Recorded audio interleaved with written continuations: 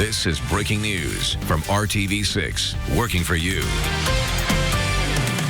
Breaking news this midday in the race for the White House. Bernie Sanders officially ending his run for the Democratic presidential nomination.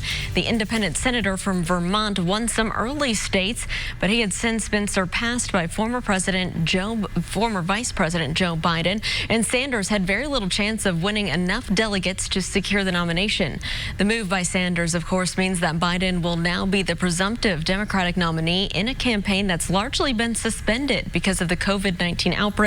We'll have much more on this developing story right now at theindychannel.com. More now on the COVID-19 pandemic. It's only one day, but could it be a positive sign? The overall coronavirus numbers are still going up in Indiana, but one figure did drop in the latest report from the state health department. Let's take a close look at those numbers right now. Take a look at your screen. Here's the new map from the health department. You can see that we are now almost 6,000 total cases of COVID-19 in our state. Marion County leads the way with almost 2,300 positive tests so far. Also today, Indiana surpassed 200 deaths from the virus. 30 more deaths were reported by the health department. However, that means those deaths were just reported as COVID-19 deaths today. Those just actually happened over the past couple of days. And the one potential good news in this chart is the number of new cases reported today was 439. That is down from yesterday's single-day record number. Doctors have said something to look for is consistent flattening or a drop in the number of new cases reported. So the state will be keeping a close eye on that. The state health department says that it hopes to soon have the coronavirus numbers broken down by race, and it's because the numbers from other states are showing COVID-19 has a disproportionate impact on African Americans. In states surrounding Indiana, the percentage of African Americans who are dying from the virus is almost triple the percentage of the black population. Some are pushing back against suggestions from the White House Tuesday that the reasons are entirely health related. That the problem is not just race, it's racism. It is the disproportionate impact that is a result of political decisions made by the powerful, shutting down hospitals in the rural South because governors would not accept Obamacare. Well, a new effort called Masks for the People is trying to raise $1 million to pay for masks and hand sanitizer that would be handed out to communities of color all across the country. That includes right here in Indianapolis.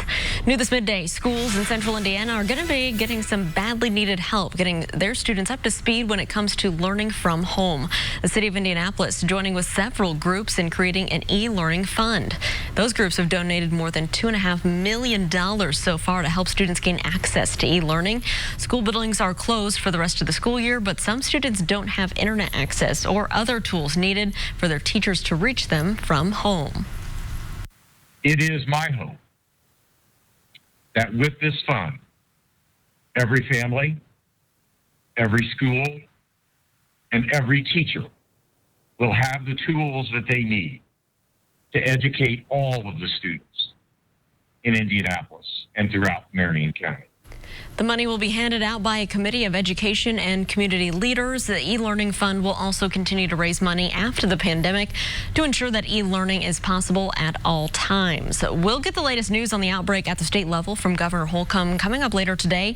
We'll have live coverage of his daily briefing at 2:30 this afternoon right here on RTV6. You can also watch it at theindychannel.com and also on the RTV6 Facebook page. It is time to get a check of your forecast right now. Todd Clausen has left me here in the studio and he is working from home. Todd, how's it going over there?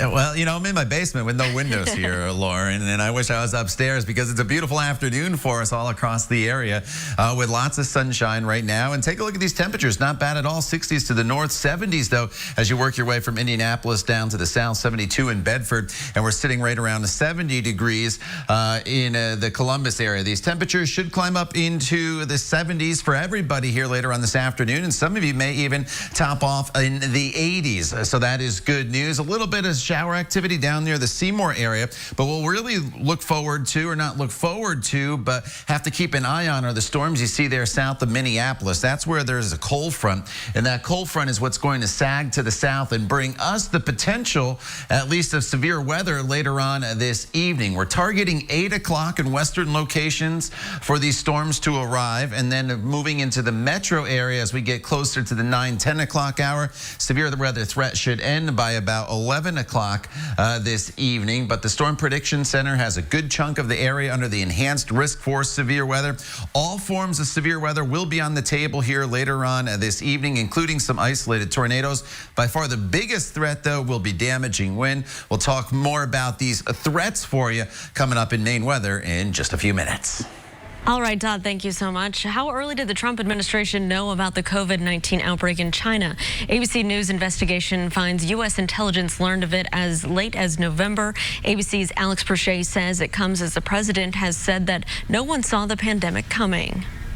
Today, news that U.S. intelligence sounded the alarm about COVID-19 as early as late November. The secret report confirmed to ABC News by 4 sources, saying the National Committee on Medical Intelligence learned about the coronavirus spread in China while monitoring communication and satellite images there.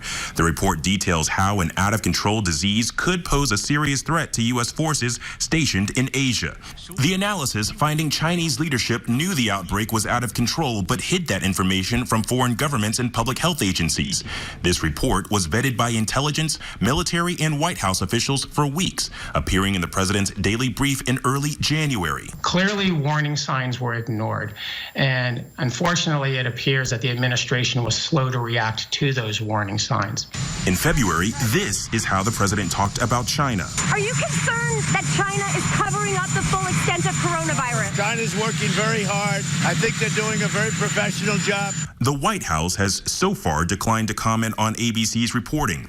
It comes as a new CNN SSRS poll shows 80% of Americans say the worst is yet to come as the U.S. battles the health and financial impacts of the coronavirus. That same poll showing most Americans opting to shelter in place, on average leaving their homes only twice in the last 7 days.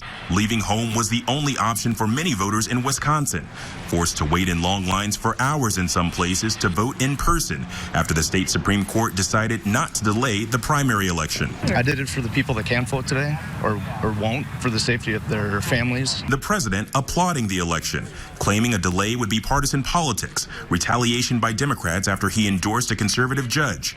Though the state's top health official warned in-person voting would accelerate the transmission of COVID-19. The president also blaming the World Health Organization's handling of the COVID-19 response in a press conference yesterday, now threatening to cut off its funding. Is the time to freeze funding to the WHO during a pandemic? No, maybe not. I mean, I'm not saying I'm going to do it, but we're going to look at it. Dr. Deborah Birx, who is a top health expert on this coronavirus task force, pushed back on that a little bit today, saying the president wasn't keeping funding away permanently, but did want a complete investigation into everything that happened during this current outbreak. Alex Prochet, ABC News, Washington. Well, for some people, food is always difficult to find, and that's especially true during a pandemic. Next, how one group is trying to make sure that people who may not have a place to go don't go hungry. We'll be right back. General Hospital, this week on ABC. RTV6 is telling stories of how the community is cooperating to provide solutions as people feel the ripple effects of COVID-19, like how the Kokomo Rescue Mission is working to help people who need a good meal. The nonprofit feeds 100 people a day on average. They call this setup the Grab It and Go meal. They typically include fruit salad, a sandwich, chips, and green beans. We don't have any qualifications, just come. And that's why we do it. And, you know, this is no different right now. It's in terms of helping people. Yeah, the situation here is a lot different, as we all know, with all the things, the crisis that we're in with health and the virus. But with regard to people needing food, it hasn't changed. Van Taylor with the Kokomo Rescue Mission says since the statewide restrictions have gone into place, the group has served more than 2,000 Hoosiers. Very cool. We want to share more stories of Hoosiers working together to make things better right now.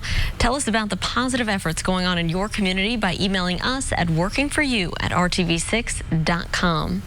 Well, he was barely a teenager, but his impact on the world was enormous. Next, we look back at the life of a brave young man we lost 30 years ago today. And here's a live look outside right now. Sunny, blue skies from our downtown Weather Now camera view to the west.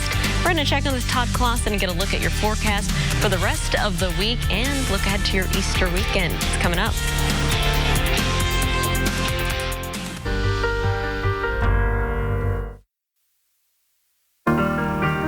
Home along the lanes of the skyway for this dark and lonely room projects a shadow cast in gloom.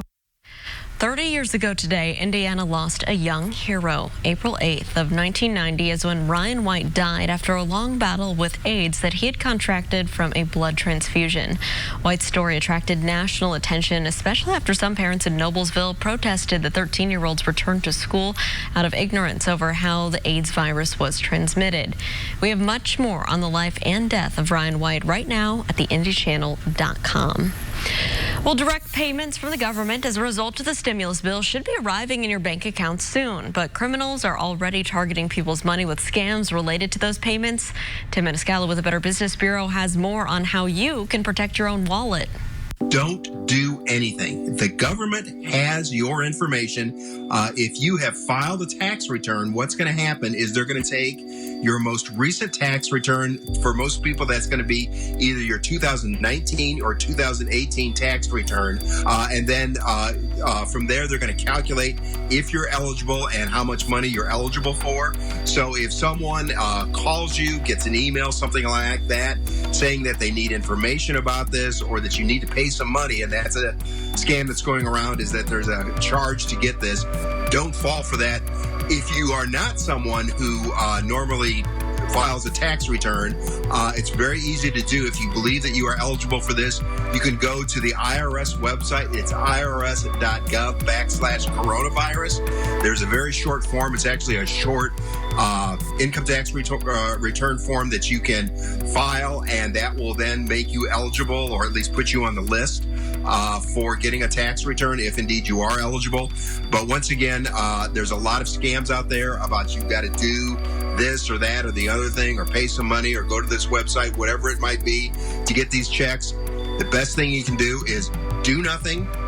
Just wait for the government to do it. They've got all your information, particularly if you are someone who files a tax return, which most of us do. And then if you indeed are eligible, you'll get your check. All right, Tim, thank you so much. Let's take a live look outside right now. This is our Weather Now camera, downtown view to the north. Nothing but clear blue, sunny skies. That's what we like to see this springtime, Todd. We're halfway through the work week, and people are probably wondering, is this going to keep up as we head into Easter weekend? You know, I wish we could keep these mild temperatures around, Lauren. That is not going to be the case. In fact, it all comes crashing down later on this evening once we get into the potential, at least, of some severe storms. Right now, though, we're in great shape. Look at these temperatures, 60s and 70s across the area. In the background there, you see the camera in Bloomington, and that is showing partly cloudy skies for you. And temperatures will eventually climb up into the 70s and maybe even the 80s this afternoon, especially here in southern locations. Bloomington and Columbus, you can get to about 81 degrees. It's a little cooler to the north up in the Peru area. So what we'll keep our eye on here throughout the course of the afternoon hours is a few spotty showers. We've had a couple develop down here in the Seymour area. They're moving out south of North Vernon now, but the trigger mechanism is actually going to be the cold front. And that cold front is still well up to our north there, moving towards Milwaukee, but it's going to drop to the south as we work our way throughout the course course of the evening hours. A good chunk of the southern half of the state under the enhanced risk for severe weather. Rockville, Indianapolis, Bloomington, Seymour included in that risk. It's a slight risk in Lafayette. The difference is the further south you are today, the greater potential at least of seeing the stronger storms and thus the potential for more in the way of hail and also isolated tornadoes. I think we all get into the potential here of damaging wind, and by far that is going to be the biggest issue that we face. The timeline brings the storms through the metro area by about 9-10 o'clock. It's in eastern locations at 8 o'clock, and then by 11 o'clock, all the storms are off to the east. A few showers may linger into the overnight hours, but the main threat of the severe weather will be over by time we get into the late evening hours. What you saw there was just the hail prediction where those dashed lines were in place. That's where the potential for the hail was the greatest across the area. And what you're looking at now is the tornado risk. And you notice it's about a 5% chance of an isolated tornado in Indianapolis and points to the south. That's not the highest we've seen, but it's just indicating that there is the potential of an isolated tornado or two as this line of storms makes its way through the area. Behind this front, we have much colder air that's going to be in place. It's going to be drastically different as we get into the day tomorrow, with temperatures that are going to struggle to get to even 50 degrees across the area. And then going forward in your 7-day planning forecast, we're going to average below normal here throughout the remainder of this 7-day and probably even beyond. As far as highlighting a couple things, we'll look at Easter Sunday here, 60 degrees-ish with a few spotty showers possible, but all the issues are going to be tonight with that threat of severe weather, again, starting at 8 o'clock in western locations, probably about 9 o'clock in the metro area. And of course, Storm Team 6 and Kevin Gregory will be with you throughout the evening hours to update you, but all forms of severe weather will be on the table. Lauren. All right, Todd, thank you so much. Well, Easter, as you said, is this Sunday, and the holiday will likely look a lot different for many families as we abide by social distancing guidelines. But as RTV6's Brad Brown shows, many area restaurants are ready to make sure that you still have a delicious Easter dinner. The Cunningham Restaurant Group's portfolio includes some of the most popular tables in central Indiana, from burgers to family dining to casual cocktails, and most of them have made the transition to being takeout only. Most of the orders are being prepaid and doing the curbside option, so that's been pretty smooth. I think we're now getting into that flow after a week or so of doing this. We're getting into that flow of what the new norm is for the next few weeks, and so we're trying to maintain that. With a wide variety of menus and concepts in the mix, Cunningham's staff has been able to adjust quickly to the changing demands of current times. Obviously trying to figure out what are the dishes that people like. We came out and introduced an abbreviated menu, but at that point, we also had some interest in other menu items, and we've added those along the way. And now they're helping families put together one of the signature holiday meals on the calendar. Cunningham has assembled an Easter dinner for carryout. From the ham, the sides, even a carrot cake for dessert. These award-winning chefs have it all covered. We knew that many of our guests would be extremely disappointed by not having that Easter present. So we were looking for ways, how could we help accommodate that need? We knew that people would be struggling getting the pieces of their dinner anyway if they were doing it for their families, and we have the access to those supplies. So even though we can't gather around their tables to mark the occasion, that doesn't mean you have to work hard for a great Easter experience. It's that community that is coming out that trusts us, that's giving us that message that they still want our business, and they still want to dine with us. The Cunningham Group announced on its website this afternoon they have sold out of their Easter dinners, but they do have takeout and delivery menus available at 21 restaurants all over central Indiana. There are several other establishments in the area that are doing Easter takeout for this weekend. We have a list of those for you right now under the We're Open Indy tab on our website at theindychannel.com. Working for you, Brad Brown, RTV6. All right, Brad, thanks so much. Still ahead here on the news at noon. We'll get one final check of your Wednesday forecast. Stick around. We'll be right back.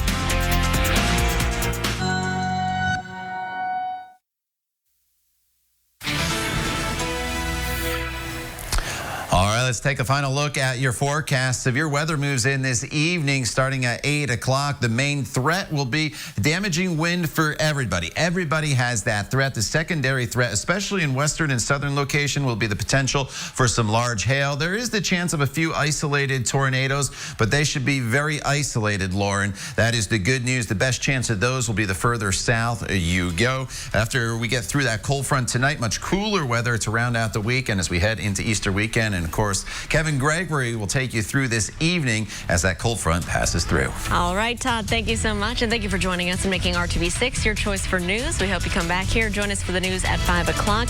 Get outside, stay safe, and have a great Wednesday afternoon.